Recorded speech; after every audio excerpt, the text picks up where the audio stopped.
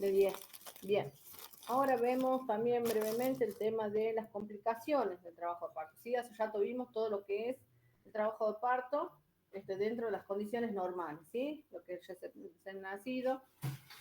Y ahora vamos a cuando esto que tiene que ser natural, esto que tiene que ser un momento lindo, se complica, ¿sí?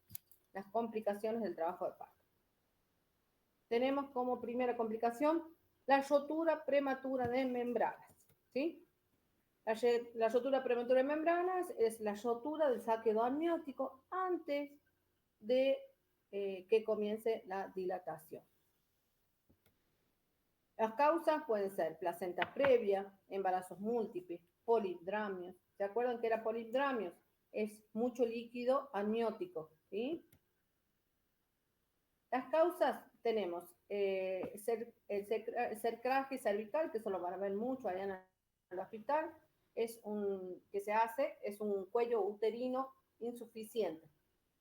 Es un cuello débil que predispone a la mujer para el aborto a mitad del embarazo o el parto temprano, o sea, el parto prematuro, ¿sí? Esto también ha sido llamado incompetencia cervical o del cuello uterino.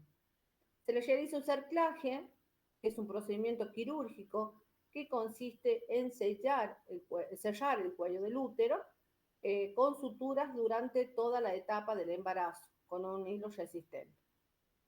Después de un cerclaje, normalmente se le prescriben medicamentos a la mujer para evitar un aborto derivado de la cirugía también, de lo que implica toda la anestesia, lo que significa todo ese procedimiento, ¿sí?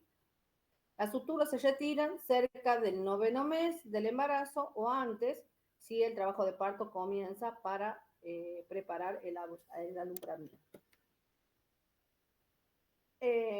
Las causas pueden ser una amniocentesis, que la amniocentesis es un estudio que se realiza de líquido amniótico, ¿sí? Ahí ven la fotito arriba, se hace a través de ecografía, ¿sí? Para sacar líquido amniótico para estudios, en fin. Infecciones bacterianas, tabaquismo materno. Las complicaciones, infección materno-fetal, infección de membranas, ¿sí? Infección de líquido amniótico. La rotura prematura de membranas produce todo esto. El diagnóstico se va a hacer a través de la estereclínica, del examen físico, de la especuloscopía, de una evaluación ecográfica, que es donde nos va a decir cuánto líquido amniótico tenemos y por qué es la pérdida, ¿sí? O cómo sabemos que se produjo una pérdida. Porque a veces, como yo les decía en alguna vez, hay una pérdida insensible que se llama, pero el olor del líquido amniótico es muy característico, es como un olor a lavandina, ¿sí? Y tiene que ser un líquido transparente. Si el líquido es rojizo o tiene meconio, quiere decir que hay un sufrimiento fetal. El tratamiento en la fase 1, en el segundo trimestre, o sea, antes de las 25 semanas, por inducción expectante, según deseos de la paciente y la de gestacional. Tocolíticos y corticoides no recomendados, no se recomienda, eso lo usan para maduración pulmonar, no se usa. Un ciclo de antibióticos porque al rato decíamos que puede haber una infección de 7 días, puede prolongarse el caso hasta las 32 semanas. En la fase 2, que es en el tercer trimestre, en la etapa temprana, 25-32 semanas, administrar profilaxis y corticoides, ahí sí se recomienda el corticoide, antibióticos por 7 días, ampicilina y la eritro como antibiótico. En la mitad, después, entre la 32 y el 34, expectantes, una inducción en especial ante pruebas de madurez pulmonar. ¿Por qué no antes? Porque el producto no va a ser viable, ¿sí? Sobre todo va a tener que permanecer, si no, va a tener que permanecer con respiración mecánica, con todo, porque su cuerpo no está maduro para funcionar en el exterior, ¿sí? Administrar profilaxis antibiótica, evitar, aunque acá dice que hay que colocar, hay que hacer una maduración pulmonar, que la hacen con corticoides, dicen que hay que evitar los corticoides, ¿sí? En las 35 semanas, la inducción con oxitocina o preparados de la prostaglandina, cuando un cuello no está maduro. Interrupción del embarazo después de las 12 horas de espera para inicio del trabajo práctico. Valorar si se hace una cesárea o un parto, ¿sí? En estos casos, los cuidadores de enfermería, control de signos vitales, palpación, valoración de color, olor y cantidad de la secreción vaginal, ¿sí? Los cuidados de enfermería, reposo absoluto en cama para prevenir el prolapso del cordón, o sea, que el cordón vaya primero que el feto, porque si no tendríamos una situación de urgencia porque el feto no va a estar, no se va a oxigenar, ¿sí?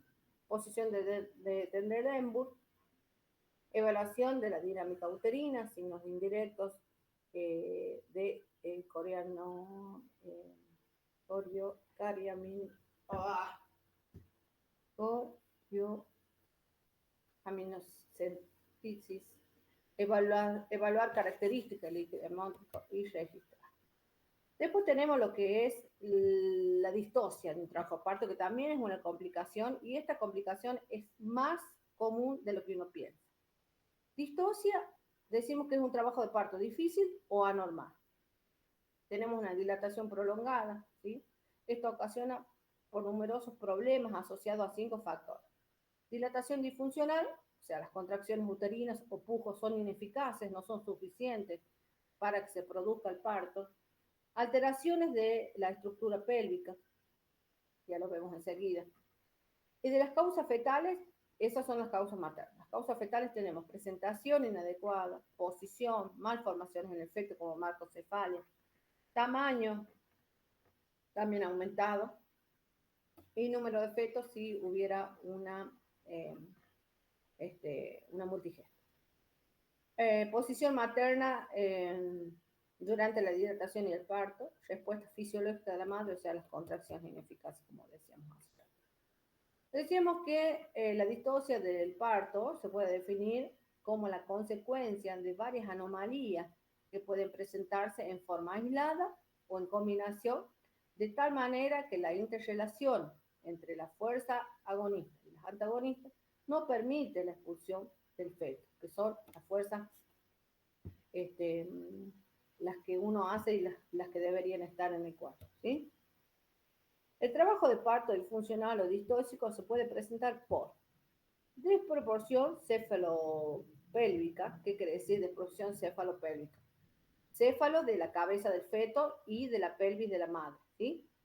Distocia cervical, alteraciones en la contractibilidad uterina, distocias por disminución de la contractibilidad uterina con triple gradiente descendente conservado, que ya les explico qué es eso. Distocias por aumento de la contractibilidad con triple gradiente descendente conservado. Les digo esto por las dudas, lo escuchen allá en el materno. Distocias por alteraciones del triple gradiente descendente. Alteraciones en la presentación. Presentaciones cefálicas deflexionadas. Presentación de pelvis podálicas y presentación transversa. Ahí les digo que es el triple gradiente. Por mayor intensidad de la parte superior del útero. El fondo del útero, donde se concentra más músculo, genera las contracciones más fuertes, ¿sí? Por disminución, la fuerza de las contracciones se reducen a medida que se acercan al cerebro. En algunas situaciones, la actividad contráctil puede ser mayor en el cérvix que en el fondo del útero. No sé si se entiende. La actividad contráctil. O sea, cuando el útero debe contraerse, que serían las contracciones, para que este trabajo de parto, ¿sí?, vaya progresando y pueda producirse el parto. ¿Qué va a pasar con esto? Que dicen ahí, donde este parto difícil altera esto del triple gradiente descendente conservado. Que a veces la actividad, ¿sí?, del cérvix puede ser más o menos que el fondo. Por eso dice ahí triple gradiente descendente, ¿sí? Aumentado o disminuido, ¿sí? Según cómo se dé. Este triple gradiente descendente describe la forma normal de las contracciones uterinas en el parto, con mayor intensidad en el fondo del útero y disminución hacia abajo. O sea, no hay una misma, para que me entiendan, no hay una misma contracción en todo el útero. Hay más en el fondo que en el cervix. ¿Me hago entender lo que quiere decir ese término? Sí, profe. Bien. La desproporción cefalopélvica se habla cuando hay una disparidad entre el tamaño de la cabeza del feto y la pelvis materna. Este término, aunque muy usado, resulta inadecuado y debe independizarse la estrechez pélvica de la distosia debido al feto, excepto en casos que el feto es excesivamente grave, de una hidrocefalia o de una pelvis manifestante estrecha, cuando se trabaja principalmente con métodos clínicos. La distosia cervical se presenta cuando el cuello del útero no muestra cambios en el borramiento y dilatación a pesar de las contracciones uterinas, bien coordinadas y progresivas. Se puede deber a fibrosis o endurecimiento cicatrizal provocados por desgarros de partos anteriores, dilataciones o curetajes previos, como por ejemplo un cerclaje también pasa eso. Distocias de la contractividad uterina. Distocias, recuerden siempre que es un parto difícil, un parto complicado, ¿sí? Una de las causas es esta, la contractividad uterina, ¿sí? Que es lo que decíamos hace rato del término este que yo les decía. Puede haber una hipodinamia primaria. Recuerden que hipo, el término hipo, ¿qué quiere decir? Disminución o poco. Poco, muy bien, muy bien. Entonces nosotros al decir hipodinamia, ¿a qué nos referimos? ¿Poco qué? Poco movimiento. Exacto. No hay un trabajo de parto dinámico, no hay acción, no progresa, una cosa así. Es aquella que presenta desde el inicio del trabajo de parto. Las causas son desconocidas, se asocian a factores psicógenos, distensión de los órganos vecinos, vejiga, recto, procesos degenerativos del útero, ¿sí? Tratamientos, que el tratamiento consiste en identificar y tratar el probable factor asociado. Sin embargo, la mayoría de los casos responden a una infusión de oxitocina. La oxitocina la van a manejar mucho en lo que son las salas de trabajo de parto y parto, ¿sí? Eso es, pues, o sea, ustedes van a escuchar el famoso goteo de oxitocina, ¿sí? Y hay que tener muchísimo cuidado cuando les indiquen cuántas gotas va a haber, porque eso aumenta la contractividad del útero. Y si hay mucha oxitocina, vamos a producir una atonía uterina, ¿sí? O sea, el útero se queda duro, se queda rígido y es una situación de emergencia. Eso, así que ojo con la oxitocina. Hay una hipodinamica secundaria que se presenta después del inicio adecuado del trabajo de parto con posterior hipoactividad uterina.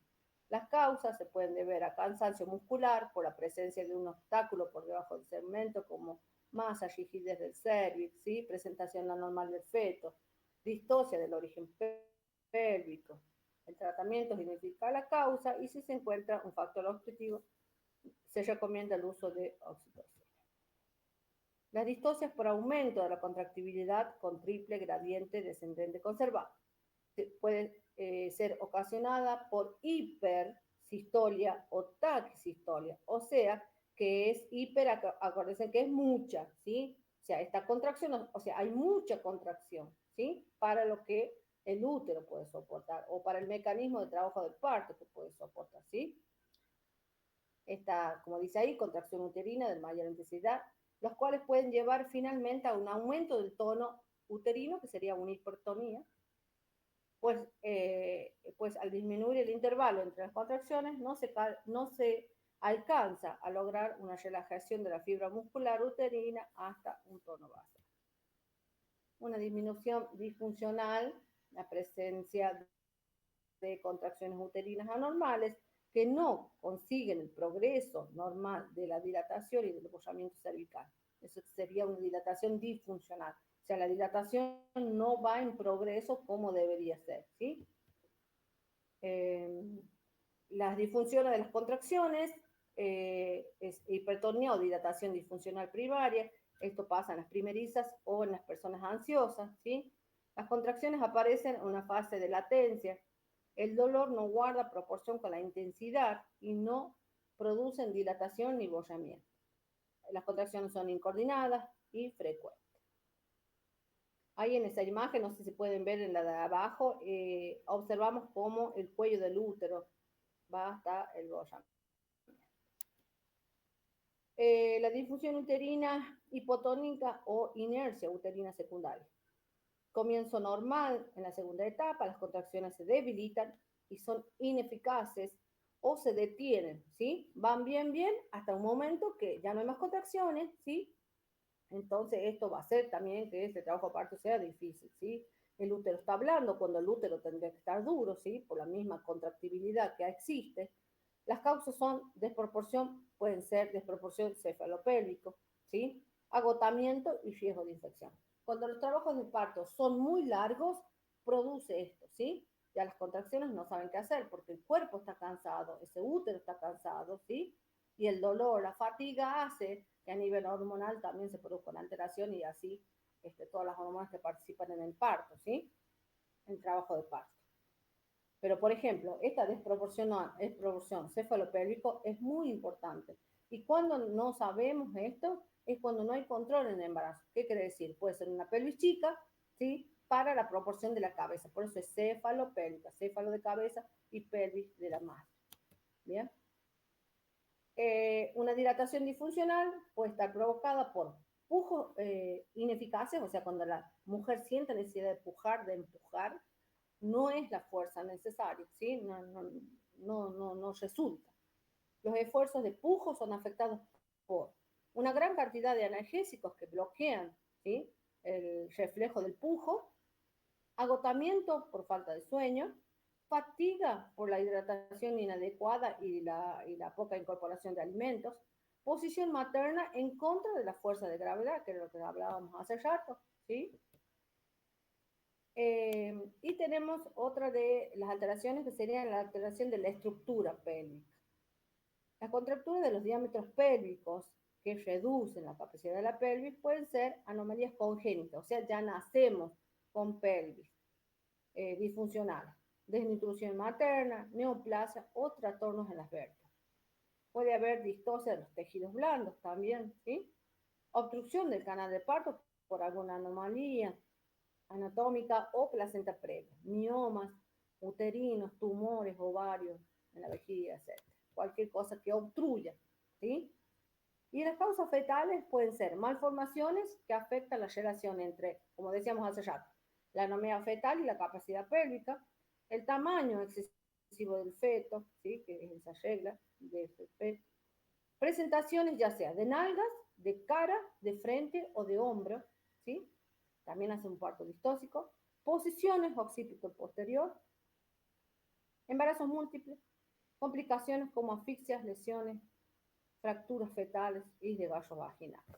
Eso también van a ser un parto difícil. ¿Sí? Hay algunas de las posiciones, de las imágenes. Esto lo pueden encontrar en las redes que hay también por montones. Bien. Por ejemplo, la posición de la madre puede suponer una ventaja o desventaja mecánica sobre el mecanismo del trabajo de parto que altera los efectos de la gravedad, ¿sí? Vean, esa es la imagen que yo les decía, que en algunos lugares la implementan. La imagen de la derecha, en que la persona está en cuclilla y tienen una soga en cual ella hace la fuerza, ¿sí? O en la imagen izquierda, que ahí la gravedad no nos ayuda para nada. Bien, otra de las complicaciones de este trabajo de parto, vamos a tener un parto precipitado, ¿sí? O un parto rápido, le saben llamar también. El parto es este parto que dura menos de 3 horas, desde que comienzan las contracciones hasta la expulsión del feto. Se da rapidísimo, ¿sí? Pero esto tiene complicaciones, no es normal, ¿bien? Las complicaciones fetales son hipoxia, hemorragias intracraneales, o sea, del feto, ¿bien? Y las complicaciones maternas pueden ser rotura uterina, desgarro, embolia de líquido amniótico, que ya lo vemos que es, o hemorragia postparto, ¿sí?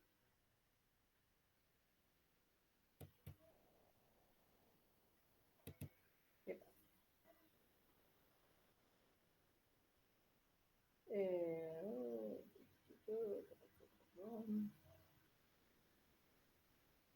Bien. Las causas del parto precipitado son las multíperas, o sea, las multi de mucho y para de parto, ¿sí? Muchas mujeres que han parido con muchos niños, muchos bebés, poca resistencia a los tejidos, ¿sí? Feto pequeño, pelvis grande y abuso de sustancias como la cocaína, ¿sí? Los jueces de enfermería, no impedir que el niño nazca, porque lo mismo van a hacer, ¿sí? Preparar el paquete de urgencia, porque es una situación de urgencia-emergencia. Realizar cuidados inmediatos del recién nacido. Valorar a la madre y el recién nacido en busca de complicaciones. ¿Por qué? Porque en este caso el niño puede caer al piso, ¿sí? Porque no están preparados, ni el equipo ni la madre, ¿sí? No sé si vieron en algunas películas, si tienen alguna experiencia de esto que dice, lo tuvo en el baño, se le cayó el piso y se golpea, ¿sí? Y en esto que pasa todo rápido, porque puede ser, como dice ahí, por productos pequeños, en fin, por muchas causas, ni el útero está preparado para contraerse tan rápido, ¿sí? Por eso se producen hemorragias, ¿sí?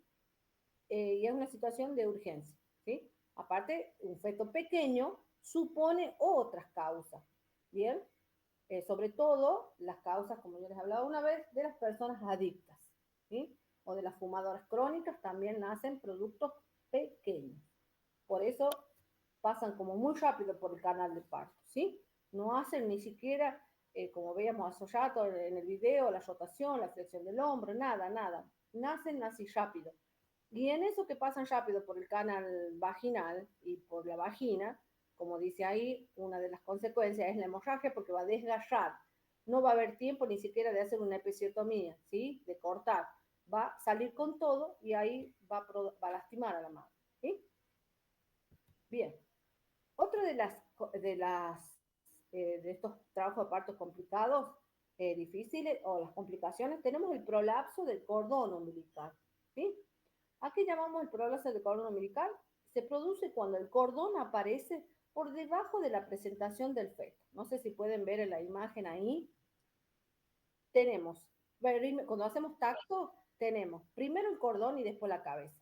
¿Qué pasa con ese cordón al pasar por el cervix? Se acoda, es como una manguera, ¿sí? ¿Y qué pasa si se acoda? Sí, cortaría toda la irrigación.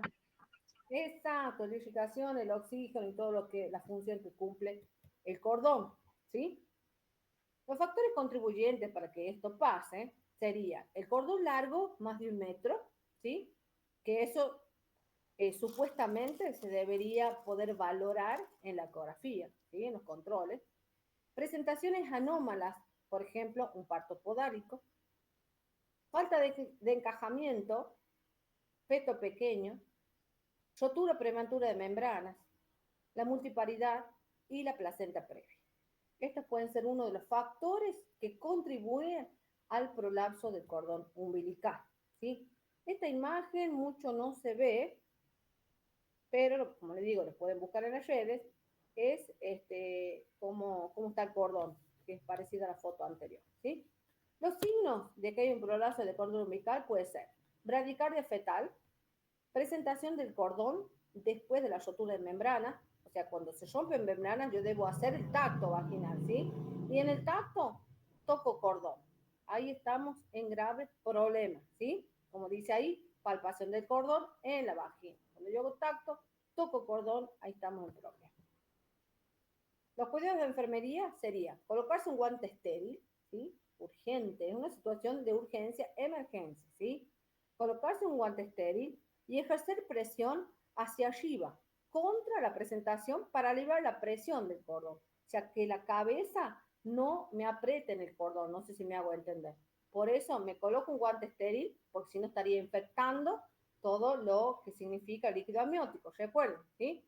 Y hago una leve presión hacia adentro para que la cabeza no me apriete el cordón, porque si no, voy hasta que preparen el quirófano y todo eso, va a haber muerte fetal, si no. Colocar a la paciente en posición de Trendelenburg, ¿sí? Sin modificada, sobre rodillas y pecho, como dice la foto. Y administrar oxígeno, ¿sí? Urgente, urgente, urgente. Bien, después tenemos otra complicación que es la rotura uterina. Estas, chicos, son complicaciones de urgencia, emergencia, ¿sí? La rotura del útero es una lesión obstétrica, es una situación de urgencia, ya que causa hemorragia grave. Las personas se mueren, las mamás se mueren por hemorragia, ¿bien? Se rompe el útero, se rompe, es muy grave, es muy grave. Las causas de una rotura uterina es la deficiencia de la cicatriz de una cesárea, o sea, que se abra, ¿sí? Recuerden que la importancia de una cesárea. Las cesáreas son los partos instrumentales, ¿bien? Que es donde se abre por abdomen, pasa por todas las capas del abdomen, grasa, hasta llegar al útero, se rompe, sacan el recién nacido, sacan el bebé y lo vuelven a coser, ¿sí? Eso sería lo que llamamos nosotros el parto instrumental o cesárea. Bien, tiene sus indicaciones, ¿no? A todas le hacen cesárea. Se puede hacer cesárea a las hipertensas, a las diabéticas porque son productos de mayor tamaño, ¿sí? A las cardíacas porque no pueden hacer esa fuerza, o si tiene alguna formación ya el feto, ¿sí? O si tuvo eh, muchos partos y ya su útero está muy débil para que haga fuerza o para que se contraiga. Hay muchas indicaciones de la indicación de una cesárea programada, ¿sí? Entonces, esta dehiscencia que se hace de la cicatriz se puede abrir se puede romper el útero, ¿sí? Traumatismo uterino. ¿Cuándo el útero se produce un traumatismo? A ver, pensemos.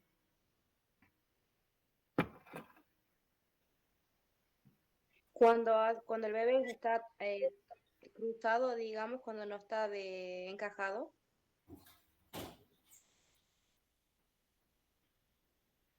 ¿Cómo no le escuché? Disculpe. Si el bebé está, o sea, si el bebé no está bien ubicado, digamos, y la madre empieza a pujar, puede ser que ahí se produzca una rotura uterina. También se puede una rotura, sí, sí, sí, sí. A Pero mi mamá le pasa. el traumatismo, ¿dónde lo hacemos? ¿Cómo se produce el traumatismo?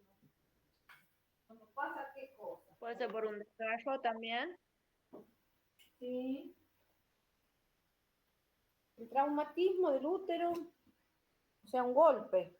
¿Cuándo puede ser un golpe? Cuando se queda una embarazada Cuando se cae, muy bien. ¿Qué más? o o choca la panza contra algo. Exacto, exacto. Cuando choca accidentalmente con algo, Dios no permita que pase un accidente. Por eso yo veo a las embarazadas en moto y a mí se me pone la piel de gallina. Por Dios, digo yo, Dios no permita, se llega a caer, puede pasar lo peor, que se muera el feto y se muera la madre, ¿sí?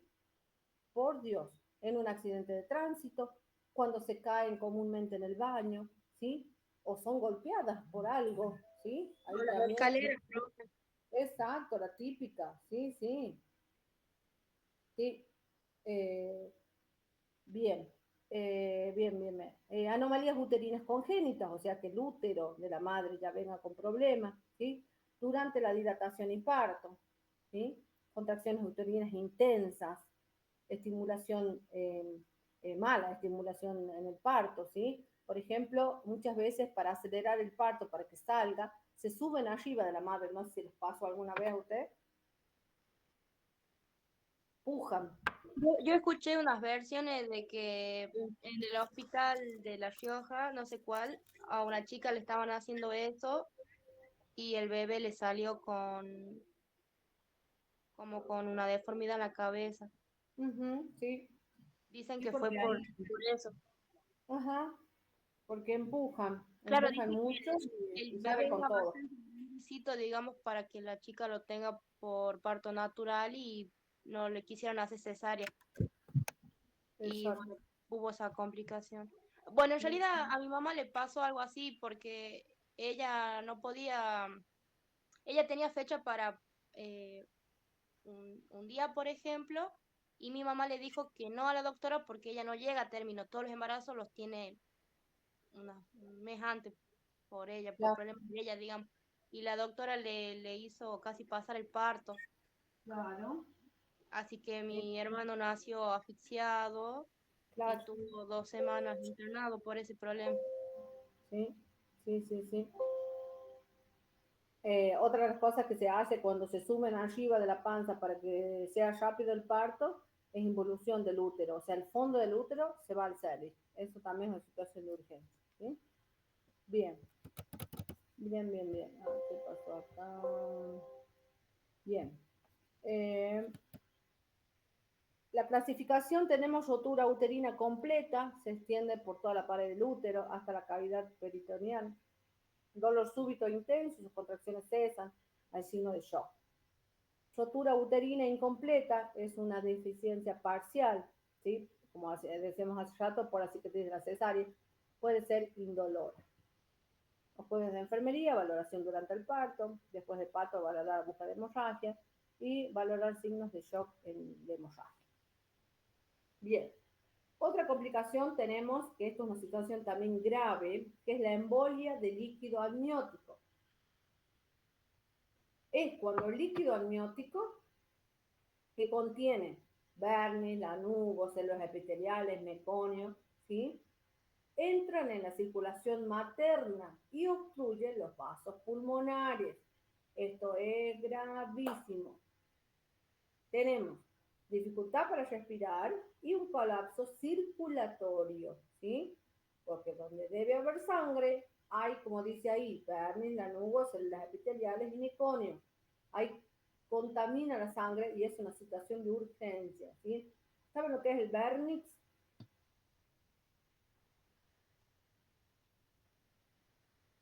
¿Qué es el vernix? ¿No saben? No, profe. El vernix es una sustancia blanca, esa que cubre al bebé, como una grasita, cuando nace. ¿Vieron? Cuando nace, que tiene toda esa cosita blanca. Eso es el vernix.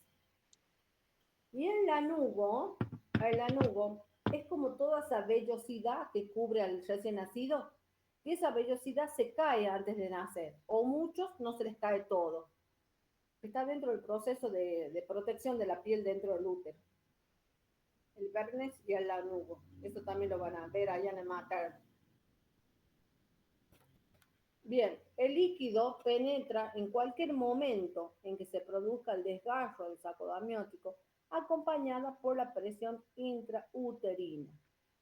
Ahí vemos una imagen, tanto en la derecha como en la izquierda, es cuando pasa este líquido amniótico porque se rompe la bolsa al torrente sanguíneo, ¿sí?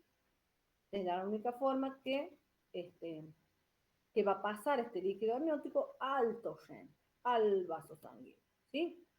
Los factores maternos pueden ser multiparidad, parto por avalancha. El parto por avalancha es eh, también un parto rápido, inducción del parto con oxitocina también, abrupto de placenta, ¿sí? El desprendimiento prematuro de placenta, esa es la sigla que ahí dice DPP, desprendimiento prematuro de placenta. En los factores fetales tenemos la macrosomía, o sea, bebés grandes, la muerte dentro del útero o el paso de meconio también, porque eso va a suponer un sufrimiento fetal. ¿Sí? ¿Cuáles van a ser los signos de la madre? Disnea, cianosis, edema pulmonar, hipertensión, taquicardia, shock, hemorragia y paro cardiorrespiratorio. Se dan poco de estos, pero hay. Los cuidados de enfermería, administrar oxígeno, colocar decúbito lateral, administración líquido, colocar sondas, y prepararse para una reanimación y monitorear a la madre y al feto y todo lo que significa, ¿no? Todo lo que significa una situación de urgencia. ¿Sí? Bien. Profe, Sí. ¿siempre se coloca sonda en los partos o solamente así en urgencia? En la situación de urgencia que se coloca sonda o cuando son partos por cesárea también se coloca sonda. ¿Eh? Bien. Otro de otra de las complicaciones que tenemos es las inversiones uterinas, como les decía, también es una complicación, que es cuando les contaba hace rato, el fondo del útero se viene al cervix, ¿sí? Como que se da vuelta, es como un guante que se da vuelta, así. Entonces eso ¿cómo se llama? Hace también una situación de urgencia, ¿sí? Porque lo tienen que volver a su lugar, se coloca siempre algún peso para que eso no siga, no, pues si no se vuelve a dar vuelta, se vuelve a dar vuelta. Bien, ¿qué otra cosa como complicación? Bueno, Profe, cuando sí, la madre es A negativo, ¿qué pasa? dice, por ejemplo, cuando en el caso mío, cuando yo estuve embarazada y tuve mi primer hijo, mi marido era negativo y mi bebé nació cero negativo. En la clínica hubo una confusión y pensaban que yo era negativo y no me querían dar el alta hasta que yo no me ponga una vacuna porque que los antígenos y no sé qué más, que iba a poner en peligro el bebé y no sé qué más me dije. Porque cuando hay eso, que en realidad es cuando el bebé nace, se produce recuerden que cuando se corta el cordón, el bebé hace su propia circulación, ya no depende de la circulación materna, ¿sí? Entonces ahí se supone una posible alteración en el feto, pero de la madre no. En ese caso tiene que ver con el sistema inmune, pero no es un impedimento para el trabajo de parto lo que estamos viendo nosotros y parto, ¿sí? Bueno, el parto instrumental, como les decía, es la cesárea, ¿eh? Que ahí vamos a intervenir con los pasos del peri, pre y postoperatorio, ¿sí? Porque es una cirugía. Más allá que nace un bebé, lo toman como una cirugía, ¿bien? Y vamos con los cuidados de cualquier cirugía, ¿bien? Otro de las complicaciones es la hemorragia, ¿sí? La hemorragia que puede ser producida por cualquiera de las cosas que estábamos viendo hace rato, de cualquiera de las complicaciones, eh, lo cual nos va a suponer una situación de urgencia a la madre. Entonces nosotros debemos actuar como actuaríamos en cualquier hemorragia. Control de loquios, los loquios del sangrado, ¿sí? El sangrado que tiene la madre. Vamos a controlar cuántos apósitos se llena de sangre, la cantidad, el color de la sangre. Recuerden que si es un color rojo brillante es sangre fresca, ¿sí? Y eso es un signo de que está teniendo una hemorragia. Los signos vitales, sobre todo tensión arterial y frecuencia cardíaca, que son los signos que me van a dar en una hemorragia, ¿sí? Y la parte del nivel de conciencia, que si está en shock, por entrar shock por la hemorragia, ese nivel de conciencia se va a ver alterado también. ¿Bien? Bueno, más o menos a grandes rasgos, esas son las complicaciones del trabajo de parto y parto. ¿Sí? Bien. Yo no quería, por lo menos, que se vayan con una noción para que lo que escuchen mañana, por lo menos tengan una idea. ¿Sí? Bien, paso a dictar los los fechas de las notas de los exámenes, ¿sí? Bien. Chumbita María Isabel, 8. Nieva Yamila, 6. Reynoso Lara, 6. Romero Cecilia, 8. Córdoba Vanina, 9. Uriel Gustavo Varas, 4. Aravena Maribel, 10. Navarro Néstor, 4. Quintero María Belén, 10. Herrera Gisele 10. Ay, acá me he puesto mi nota. Bustamante Melina 3. Nieto Azucena 10. Ochoa Erika 9. Quintero Juana 10. Vargas María Belén 10. Díaz Silvina 9. Páez María Luján 6. Quinteros Brisa 10. Nieto María de los Ángeles 7. Peregrina Eliana 5. Díaz María Lucía 10. Guzmán Aleida, creo algo así, 9. Cortés Karen 10. Varas María Belén 9. Chumbita Marlene 3. Díaz Vanessa 10. Mercado Candela 10. Cataldo Gio Elizabeth 10. Somero Laura 10. Sotomayor Karen 10. Vargas María Belén 10 y Quintero Juana 10. ¿Falta alguien que no nombré?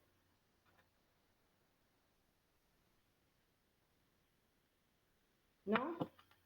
¿Están? ¿Están o se cortó? Sí, profe. No, sí estamos, profe. Bien, bien, bien. Bueno, chicos, desearles lo mejor para mañana. Aprovechen cada oportunidad. No sean tímidos.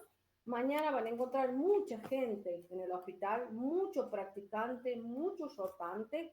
Así que va a depender de ustedes la oportunidad de práctica que tengan. Desearles lo mejor. La próxima vez que los vea me van a contar todo y cada cosa que hemos hablado en clase, sobre todo, tenerlas en cuenta y lo que no lo hablamos, lo aprendemos allá, ¿sí? La oportunidad de práctica es la mejor manera de aprender y de que se les quede a usted, ¿sí? Recuerden que el sábado no tenemos clase porque es semana de examen y ya nos encontraremos el fin de que viene, si Dios quiere, virtual y ya el otro, ya vamos a estar hablando presencialidad y examen, ¿sí? Nos vamos preparando para el examen la próxima vez que yo vaya, ¿sí? ¿Estamos? Sí, profe. Muy bien. Sí, profe.